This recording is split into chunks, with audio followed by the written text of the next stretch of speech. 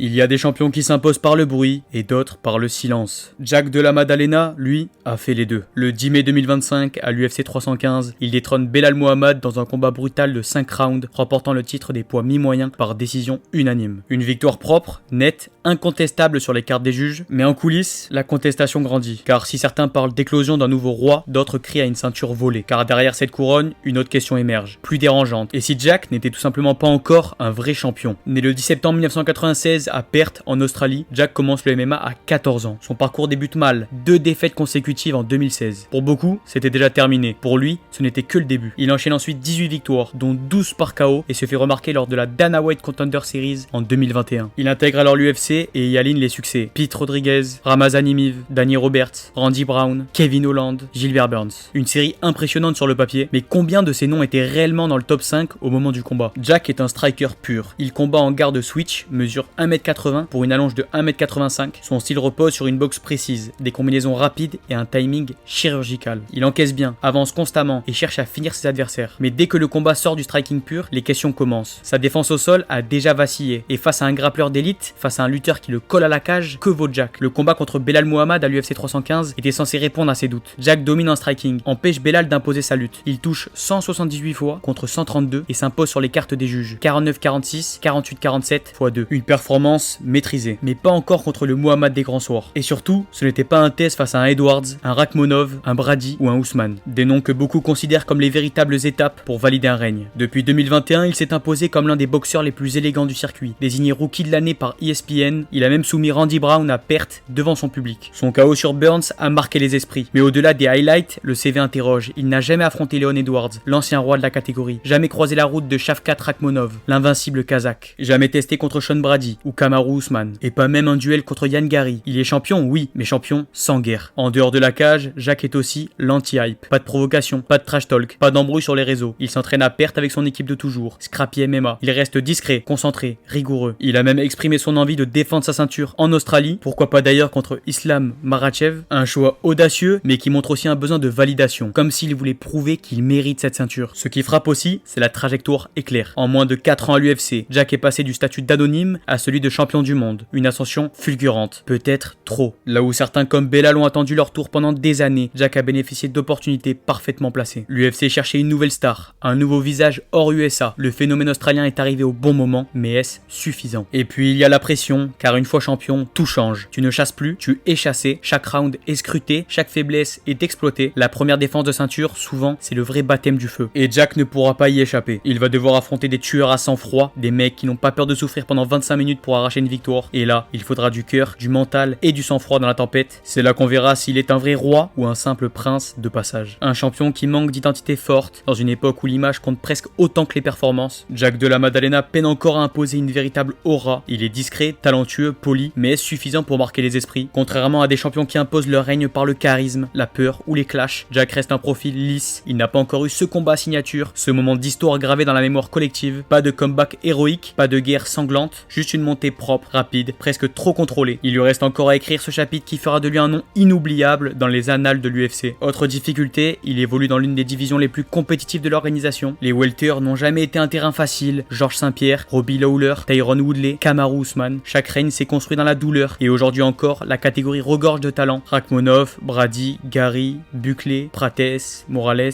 Pour s'imposer comme le vrai numéro 1, Jack devra non seulement les battre, mais convaincre. Car dans cette jungle, même un champion peut devenir invisible en une seule soirée. Sur le plan technique pur, les statistiques de Jack impressionnent. 18 victoires pour seulement 2 défaites, dont 12 par KO et 2 par soumission. Son ratio de finition est élevé, signe d'un combattant qui ne se contente pas de gérer. Mais ce chiffre flatteur masque une autre réalité. Ces derniers combats contre des adversaires plus aguerris se sont souvent soldés par des décisions partagées, notamment face à Kevin Holland ou Bassil Hafez. Des performances solides mais pas dominantes. Le genre de combat qui laisse la porte ouverte à l'interrogation. Et puis il y a l'humain. Derrière le combattant, il y a un homme. Et c'est peut-être là que Jack est le plus attachant. Fidèle à son équipe, constant dans son mode de vie, investi dans sa progression sans jamais chercher la lumière facile. Il incarne cette génération de combattants propres, sobres mais affamés. Et pour une partie du public, c'est justement cette sobriété qui fait sa force. Jack ne promet rien, il n'annonce pas de KO au premier round, il entre dans la cage, fait son travail et ressort. Il laisse les faits parler. Et c'est peut-être ce silence, à long terme, qui lui vaudra le respect que certains héros bruyants n'ont jamais su conserver. Mais au-delà des chiffres et du palmarès, il y a une vérité que l'UFC ne peut ignorer, le public. Est-ce que les fans veulent vraiment voir Jack défendre sa ceinture? Est-ce qu'ils vibrent pour lui? Aujourd'hui, Aujourd'hui, ses highlights circulent, ses stats impressionnent, mais son nom ne déclenche pas encore la fièvre. Il faudra peut-être plus qu'une victoire propre, il faudra une guerre, une rivalité, un moment où la foule se lève. Sans cela, difficile de bâtir un règne mémorable. Le talent est là, reste à provoquer l'émotion. Et aujourd'hui, une nouvelle menace se profile. Islam Makhachev, le champion des poids légers invaincu depuis 2015, a accepté le défi de monter à 77 kg pour tenter de devenir double champion. Et pour Jack de la Maddalena, ce combat a une saveur particulière. Ce n'est pas juste une défense de titre, c'est une affaire de fierté. L'Australien veut venger son compatriote